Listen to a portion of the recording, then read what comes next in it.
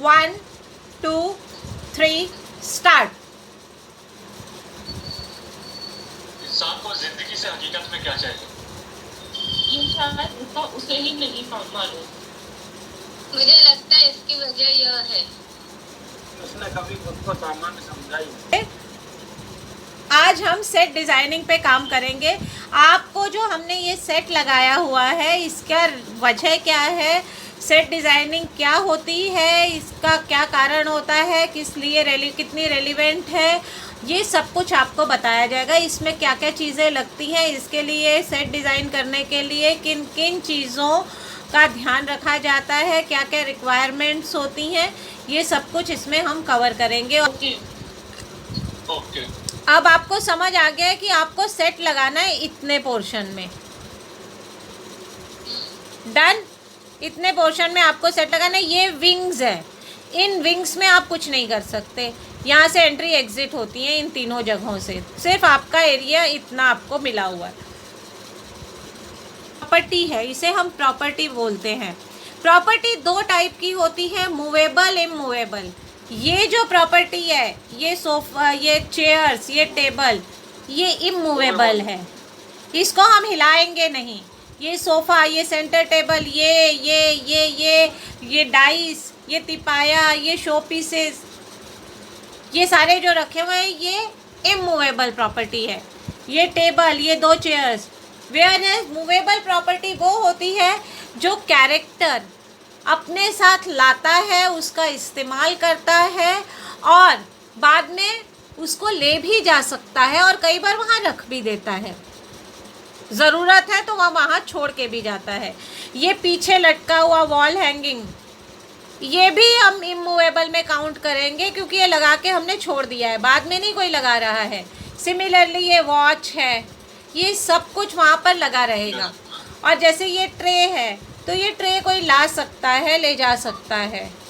तो जो आप हिला सकते हो, इस्तेमाल करते हो, लेकर आ रहे हो, इस्तेमाल कर रहे हो, छोड़ के भी जा रहे हो या लेके भी जा रहे हो अकॉर्डिंग टू द रिक्वायरमेंट, वो इमूवेबल मूवेबल हुई। और जो वहीं पर है वो होती है इमूवेबल। उसको आप टेढ़ा मेढ़ा कुछ भी नहीं हिलाएंगे, उसमें कोई चेंजेस नहीं करेंगे कि मुझे बैठना है तो मैं चेयर को सरकाऊं और फिर मैं बैठूं, नहीं।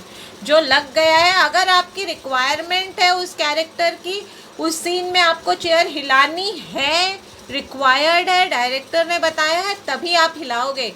अदरवाइज आप किसी चीज़ को हिलाओगे नहीं। वहाँ पर आप स्टेज के ऊपर सामान घसीट नहीं सकते हो, खींचतान नहीं मचा सकते हो, अननेसेसरी कोई मूवमेंट नहीं कर सकते हो। सामान जब आपको रखना होता है तो वो भी उठा के रखना है, बिना आवाज़ किए उठा के ला के रखना है, लेकर भी उठा के जाना है, घसीट के कोई काम नहीं होता। इसलिए जब आप स्टेज पे परफॉर्म कर रहे हो तो मान लो ये चेयर टेढ़ी मेढ़ी लगी हुई है, तो जैसी लगी आपको बैठ जाना है उसके ऊपर, उसको सीधा करने की कोई ज़रूरत नहीं है आपको, क्योंकि वो सेट डिज़ाइनर ने लगा रखा है। और उसके बाद आप वो सेट लगने के बाद आपको चेक करने का मौका दिया जाता है कि आप उठ के, बैठ के, खड़े होकर प्रॉपर देख लो। उसको आप दोबारा से हिला के सेट को डिस्टर्ब नहीं कर सकते हो, बिकॉज सेट पे रखी हुई हर प्रॉपर्टी एक कैरेक्टर है, उसका कोई रेलिवेंस है, वो बिना शब्दों के कुछ कहता है। So we should respect our set, जैसे आप दूसरे कलाकार का रिस्पेक्ट करते हो, सिमिलरली आपको सेट पे रखी हुई मूवेबल इमूवेबल प्रॉपर्टीज़ का भी उतना ही रिस्पेक्ट करना है। ओके, आपको मैं यही सेम सेट्स नाटकों में भी दिखाऊंगी कि ये कैसे वहाँ पर आए हैं, कैसे अप्लाई हुए हैं। अब are you able to relate it? जो आपको आबरा का डाबरा दिखाया गया था उसके हिसाब से ये वो जगह है जहाँ पे वो टीवी देख रही है, ये वो जगह है जहाँ पे वो गप्पे मार रहे थी दोनों पहले, और ये उसका हस्बैंड जहाँ बैठा हुआ है, ये काउच। थोड़ा राइट साइड होगा। हाँ क्या? इसमें आप अगर देखोगे तो आपको कोई भी सामान स्टेज पे पड़ा हुआ नहीं दिख रहा है, लेकिन हर कैरेक्टर अपनी चीज़ को लेकर आ रहा है और उसके बाद वो जा रहा है लेकर अपनी प्रॉपर्टी को।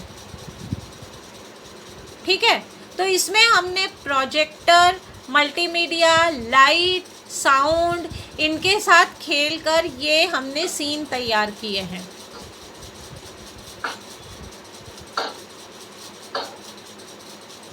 ये अपना देखो अब उठाया उसने and he will move out. करके हमें ये भी ध्यान रखना पड़ता है सेट लगाते हुए कि हमारा कलाकार कहीं किसी तरह हर्ट ना हो जाए। कलाकार की मूवमेंट को कोई चीज़ रोक रही है या उसमें बाधा उत्पन्न कर रही है, ऐसा भी सेट नहीं होना चाहिए। परफॉर्मेंस फ्रेंडली सेट होना बहुत ज़रूरी होता है। अब इसके अंदर बहुत एक्शन थी इस नाटक के अंदर, तो उस हिसाब से हमने सेट का अरेंजमेंट किया था। तो इन सब चीज़ों को हमें ध्यान में रखना होता है सेट का बनाने से पहले।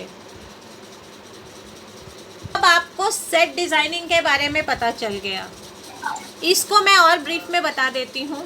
सेट डिज़ाइन करने के लिए आपको कहानी को समझना ज़रूरी है, कहानी किस जगह पर हो रही है वो समझना ज़रूरी है, प्लॉट क्या है, कॉन्टेक्स्ट क्या है, उसके बाद उसमें किरदार कौन कौन से हैं, वो वक्त कौन सा है, एरा कौन सा है, टाइम कौन सा है, और जिस जगह पर हो रहा है उसके बारे में उस हिसाब से रिक्वायरमेंट कितनी है, कितने कलाकार हैं, उन कलाकारों का आपस में क्या रिलेशन है, इन सब चीज़ों को हमें ध्यान में रखना होता है। Most importantly it has to be friendly, user friendly type का, जिसमें आपके कलाकार को कोई किसी तरीके का दिक्कत ना आए, कोई बाधा ना आए उसकी मूवमेंट में।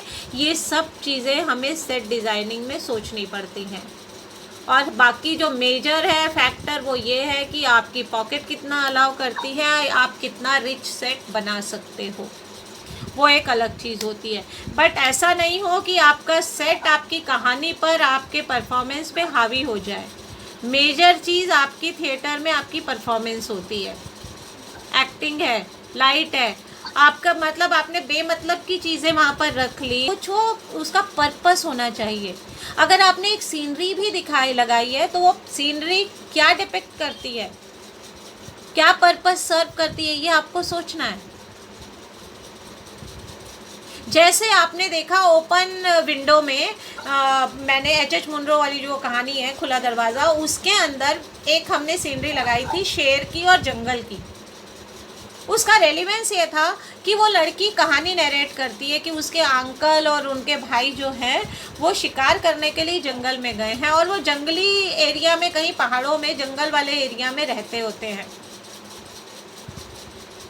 तो वो उस एरिया के हिसाब से, वहाँ की रिक्वायरमेंट के हिसाब से, अब आप जंगल में रहते हो तो आपके पास ऑब्वियसली लकड़ी का सामान होगा बहुत सारा, जानवरों से जुड़ी हुई ही कोई चीज़ें होंगी दीवार पर, और शिकारी है आपके घर के लोग तो कोई तो भी उस हिसाब से किसी जानवर का मुखौटा या कुछ इस टाइप का टंगा हुआ होगा, कोई ऐसी सीनरी होगी जो आपकी उस चीज़ को कुछ ना कुछ एनहांस करती है, उसमें कुछ वैल्यू एडिशन करती है।